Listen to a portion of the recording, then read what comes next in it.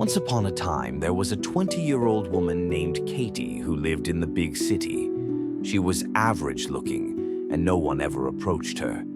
She didn't have a big butt or large breasts like many of the other girls.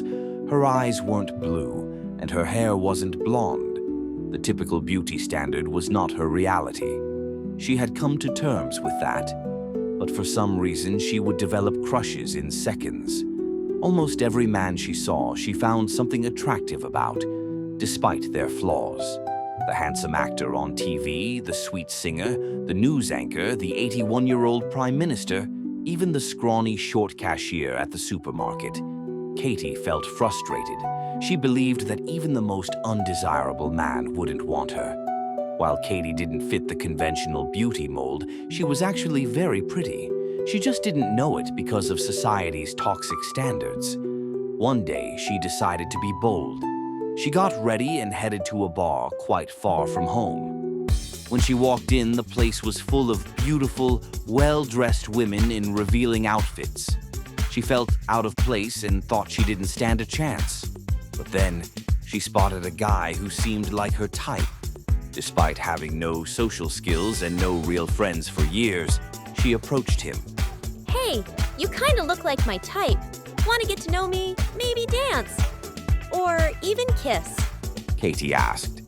The guy gave her a weird look and said to his friends, "Why is it always the weird ones who hit on me? Gross." Katie was crushed and on the verge of tears. But then she saw another guy, not as good looking but decent enough. Hey there, do you come here often? She asked.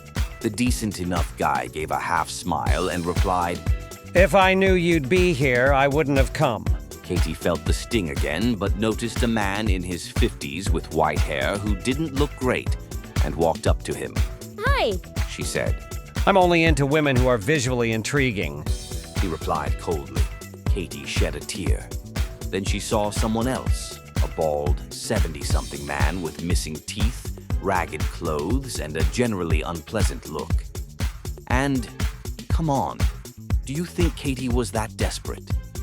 Let's not exaggerate. Katie left the bar in tears, hating her average looks. No blue eyes, no light hair, nothing special. As she walked through the park, she sat on a bench near some trees and burst into tears. Why? Why can't I have someone? Why don't I deserve love? She sobbed. Suddenly, a voice spoke. I think you should go with the flow. You'll find someone eventually. Who said that? Katie asked, startled. The bench you're sitting on, replied the voice. Katie jumped up in shock and sat on the ground, both excited and terrified. Where's your mouth? She asked. I'm speaking to you telepathically. No need for a mouth. The bench explained. I was once a big, beautiful tree standing right where I am now. But one day, they chopped me down and turned me into this bench while I was still alive. They didn't even bother to disconnect my roots. So I still live, just in a different form. After several deep conversations, Katie said goodbye to the tree bench and went home. As she lay in bed, her mind wasn't on the bar anymore. It was on the bench. She couldn't stop thinking about how kind and deep it was, and found herself strangely drawn to it. The next day, she returned to the park, only to find two people sitting on her bench. Please get up. He's in pain. You're hurting him. And raised their eyebrows. Katie sat on the ground beside the bench. I'm sorry. I couldn't get them to move. I'm really, really sorry. I understand, said the bench. and I understand them too. After all, I am just a bench. No, you're not just a bench. You're someone to me. You're more than any man I've ever met. And, to be honest, I came today to talk about how I feel about you. I think I'm in love with you. That's flattering. But you need to meet real men. Human men. I can't be your partner. I'm a bench. Katie cried, hugged the bench, kissed it passionately, and said, I love you.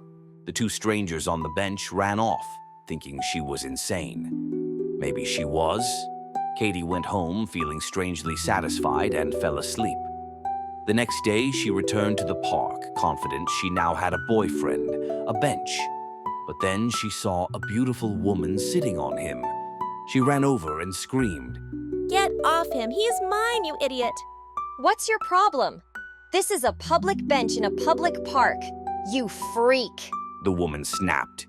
Katie started kicking the woman, and the two broke into a full-blown fight until the woman finally ran away. I did it. Katie said, smiling proudly. The bench, however, wasn't pleased. Thank you, Katie.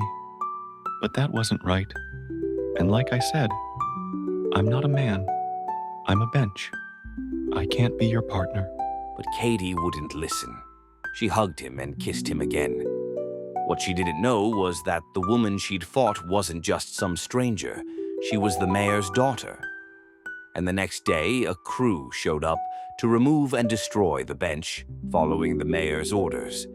Katie rushed over and screamed, No! What are you doing? Leave him alone. You're killing him. We're just following the mayor's orders. they said. Katie sat beside the bench, hugged him, kissed him, and asked what to do. My dear Katie, He bench said, I've truly enjoyed our time together these past 3 days. But maybe this is my way to be freed. I've suffered so long. People sitting on me, putting out cigarettes on me.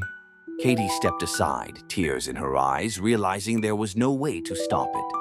As the crew worked to uproot and dismantle the bench, she whispered, Does it hurt? A bit? Are you okay? I think so. It'll be over soon. But before she could say more, the roots were severed, and they began breaking the bench into pieces. Katie sobbed and held the broken parts, while the mayor's daughter stood nearby, watching with a smile. Katie went home, heartbroken. But then she had an idea. She ran to the nearest plant nursery and bought a small sapling. When she got home, she planted it in her garden and whispered, Welcome, my future husband. I'll wait for you to grow. The end.